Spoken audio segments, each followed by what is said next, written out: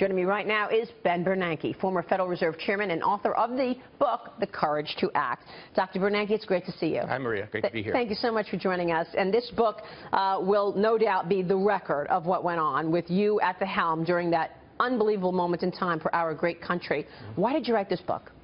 Well, I wanted to give my own personal viewpoint on what happened. It was a chance for me to go back and look through my emails and records and think about what actually happened, try to understand it myself. And I thought it was important to give the perspective of the Fed, which was in the center of all the activities, and hasn't been anything written by the Fed. And we cover not just the crisis, but also the period since then, which has been quite interesting with monetary policy and quantitative easing and the European crisis, all those things to talk about. You know, I'm glad that you titled it The Courage to Act, because it really did require courage, great courage, to step in, come in with non-traditional ideas in terms of putting things in place to lift us out. Can you go back to those days and tell us what was the toughest? What were the days that you were actually questioning, I hope this works? Well, the toughest was clearly September 2008, the Lehman weekend, followed by what I think of as Lehman week with AIG, Merrill Lynch being taken over, Goldman Sachs and Morgan Stanley under pressure. And we had to go, I remember taking Secretary Paulson, we went to talk to Congress about AIG, and we explained to them what we were going to do. And we basically were told, well, Congress is not supporting this. This is your choice. This is your decision, your responsibility. And it was very, very tough. Unbelievable. And you've talked a lot about Congress. And I remember those days when people were saying to themselves, where's the fiscal policy? Why is it all on the Fed? And you talked about this a lot. Why was it so difficult for Congress and the White House, by the way, to recognize that we needed fiscal help, not necessarily just monetary stimulus? Well, we did have some early on, but after 2009, 2010, together with the states and localities, which were cutting left and right, fiscal policy was very tight, and so we didn't have a balance between monetary and fiscal policy. And folks who think the Fed is doing too much or kept rates low for too long, they should look for a better balance between monetary and fiscal policy. What do you say to those critics now, so many years later, who everybody now can judge you, and they judged you from the moment, you know, we sort of got to dry land? What do you say to them who say, look, we shouldn't be bailing out anybody. You guys bailed out everybody, and that's not the way, you know, the Constitution should go. That's not democracy. That's not capitalism. Well, sure. You know, somebody once said that capitalism without bankruptcy is like, you know, Christianity without hell, basically. Right. You need to have, you know, market discipline and all that. But in the middle of the most intense financial crisis in the history of the United States, maybe in the history of the world, we had to do whatever we could to keep the system from falling apart. And that's what we did. And if anything, the effects of the panic, the financial panic on the U.S. economy were even bigger than I thought. And I was very much concerned about that.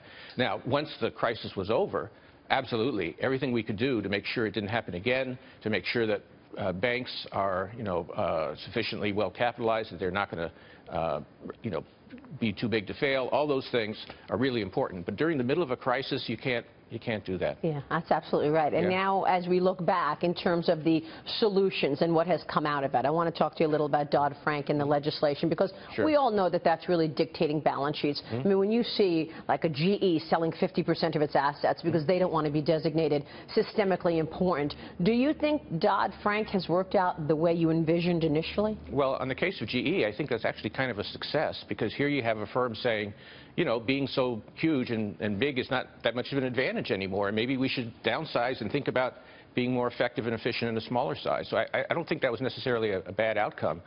But Dodd-Frank has a lot of great things in it. In particular, capital is much better now, including the Basel III rules that have come in internationally. So banks are much stronger. We have a much more system-wide perspective. The Fed is looking at the whole financial system. And one thing that relates to your earlier question is we now have authorities where the Fed and the FDIC can intervene and disassemble a Lehman or a failing firm in a way that's safer for the system, and that takes away some of the too big to fail problem. So there's some really positive things in Dodd-Frank. Now, obviously, there's some things that are not as good, but I think we made good progress there. In fact, you can argue that today the Federal Reserve is more powerful than ever before and has gotten more powerful as a result of what has gone on. Well, the Fed, the central bank, needs to be powerful to do what it's assigned to do. At the same time, you know, the Fed is very transparent. When I was there, we added press conferences, we added all kinds of economic projections. You, of course, are quite aware of that. And the Fed is very accountable to Congress and is always there testifying, providing as much information as needed.